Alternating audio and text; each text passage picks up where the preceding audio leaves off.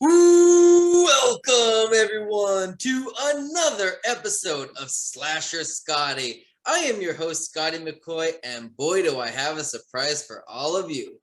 I have on Zoom with me right now Melissa Sapienza. Is that how you pronounce it? Yeah. I got it right, yes. And Yay! she's going to be playing Courtney in the upcoming indie horror film The House That Eats Flesh. And you're also assistant director, am I right? I am. Yeah, I did my Super homework. excited. And she's also the assistant director of The House That Eats Flesh. How are you doing, Melissa? I am pretty fantastic. How about you?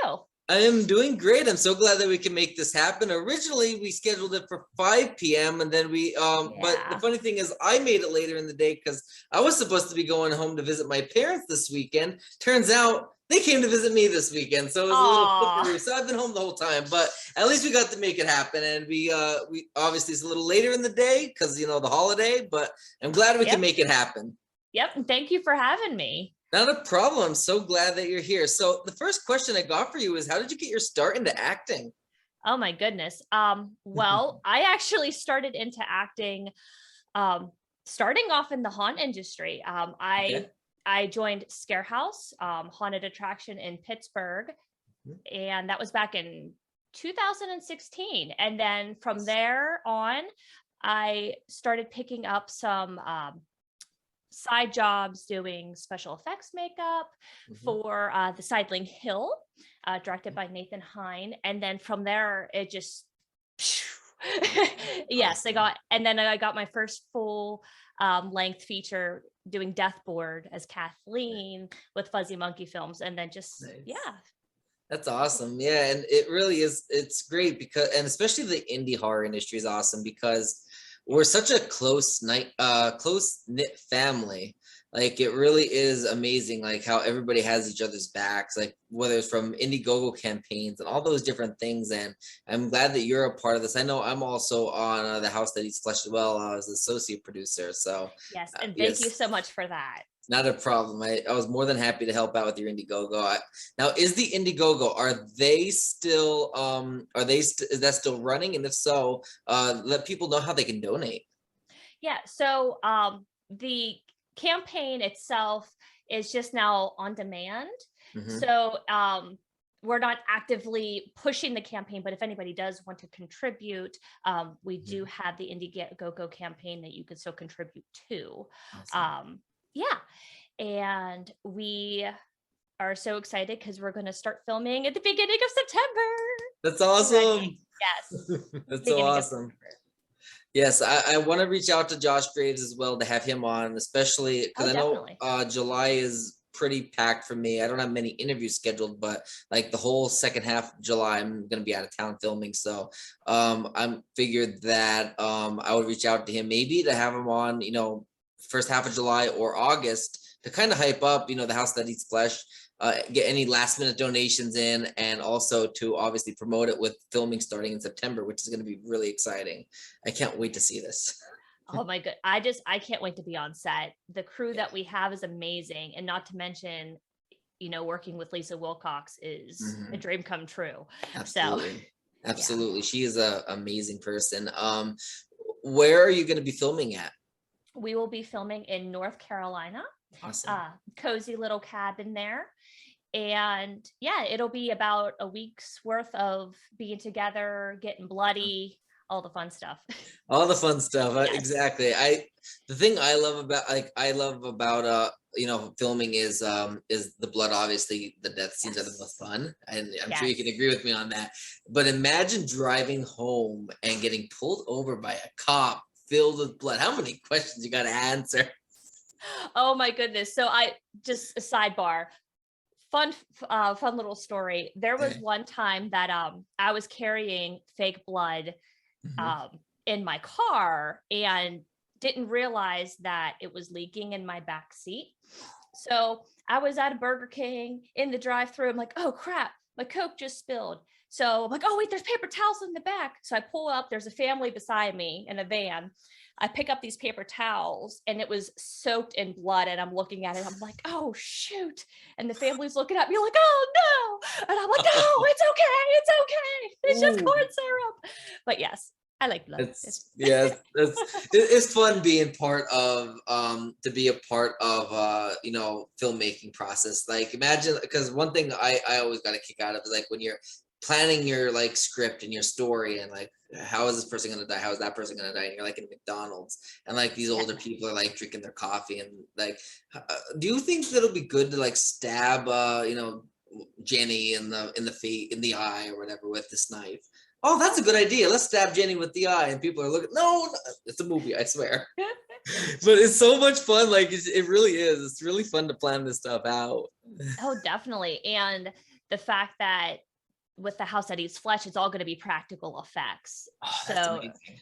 Exactly. Yes. So I think that's going to be, it's a challenge to, portray it as being real at, sometimes, but it's going to be awesome. Yeah. CGI is good to an extent. I love the whole practical effects idea because with CGI, like look at Freddy versus Jason, you could tell that blood was totally fake in the certain aspects, like especially when the security guard got squished, like that that stuff, like it really doesn't come off as real. And the practical effects, I love when a movie goes that way, especially an indie film, because when an indie film goes that way, like they're not taking the easy or the cheap way out. The money they raise is going for this, Oh, right, because props are not cheap whatsoever.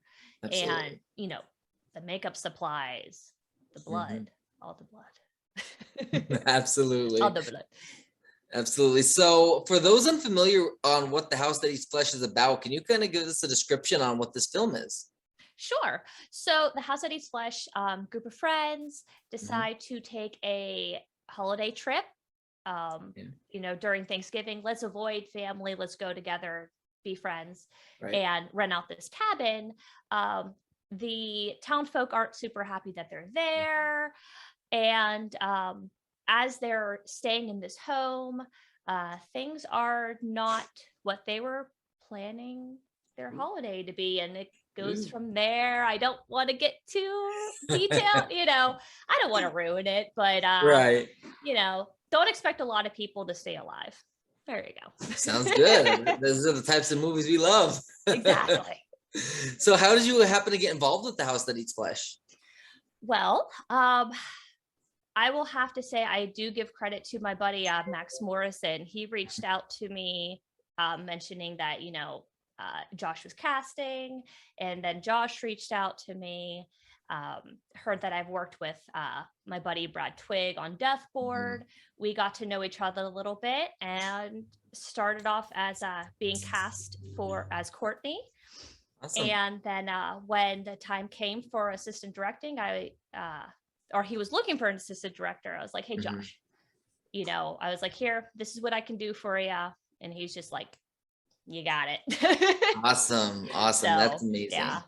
That's great. And I really can't wait for this, for us to see this movie. It's going to be really good. I can tell now, obviously as assistant director and casted in the movie, can you anticipate any difficult parts about getting this movie filmed? I really think the big thing, and we kind of talked about it a little bit with practical effects, is getting these deaths down the way that we want in a timely manner. Yeah. I think that's going to be the most difficult, but it'll be the most fulfilling. Yeah. Absolutely. But I would say that definitely. Yeah, practical effects, although more realistic and cooler looking, they can be very time consuming to an extent, depending on what the effect is.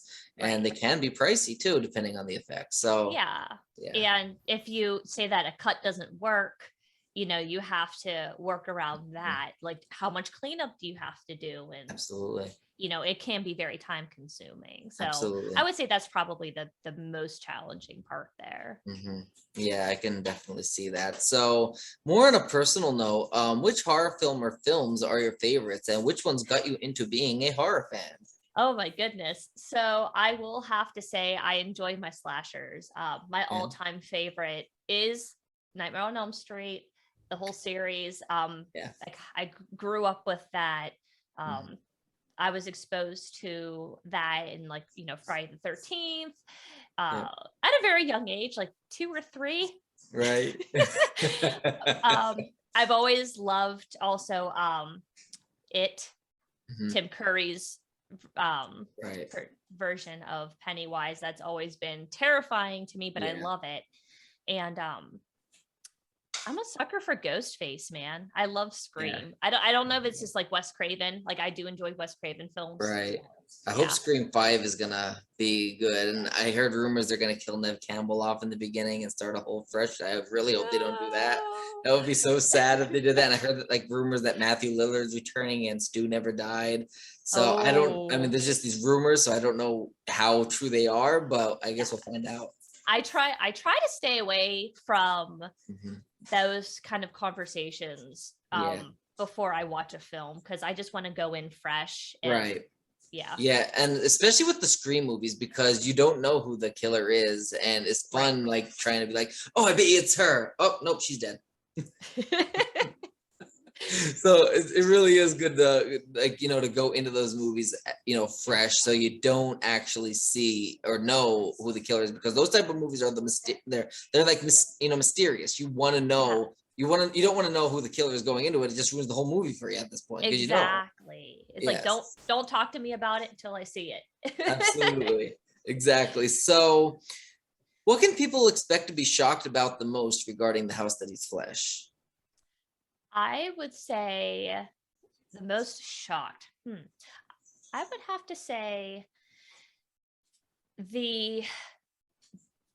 how do I want to put it? Hi, my name is Melissa, and I like to speak in potatoes sometimes. But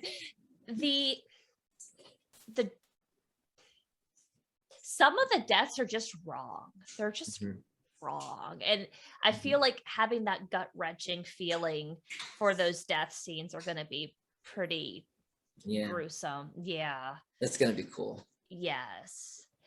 And I mean, it's so hard not to like. I know to I don't want to give away anything. Again, I don't want to ruin it. Right. So, who's doing the special effects for this movie? Angel Bradford and Candice Domay. Nice. So a little information. I don't know if you know this, our movie coming out in 72, and Angel Bradford is playing one of the leading roles, and she is our special effects lady. So yes, I've seen some of her work, and she's doing fantastic. She's doing a fantastic job, and I can't wait to work with both ladies. Yeah, I think she's very talented, and I can't wait to see what she can do. Obviously, on House That Eats Flesh as well, it's going to be amazing. It really is. So definitely, if for those listening, if you can donate, the House That Eats Flesh on Indiegogo, they are on demand right now, so you can still donate. But they have met their goal, which is a bonus, a big plus, and that's amazing accomplishment. So they met their goal. This movie is going to be starting production in September, early September, mind you. And I guess we'll close it out with one last question. Do you have any other projects in the works that you would like to promote to our listening and viewing audience? Okay. Yes. We are just wrapping up a movie from Whiskey Drinkers Productions called Inheritance. Awesome. It's another independent film, and directed by Eric Palmer. So that'll be wrapped. I think we just have a couple more scenes that we're wrapping up and should be distributed here shortly. Awesome. And another one that I'll be filming here shortly with,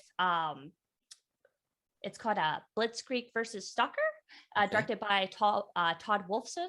Nice. So I'm really excited to meet the cast and get started on that one as well. That's awesome. Well, definitely, if anybody watching this, if they want to see what Melissa is up to, all you have to do is, she might be done those projects by the time you're watching this. And if she is, check out her IMDb. I'm sure that'll be updated on anything that she has going on in the future after this interview is over. So check that up if you want to see what Melissa is up to, at the time you're watching this. But I thank you so much, Melissa, for joining me. And thank you for having me. It's been fun. Thank you. Yes, it has been. Usually my interviews aren't that long, which is amazing because that can, get people to get to know you without having to watch a 2-hour interview, which I kind of like. I like keeping them short, sweet, and to the point. Gotcha there. Awesome. Well, I thank you, Melissa. You have a great rest of your night. You too. All right. Bye. Bye.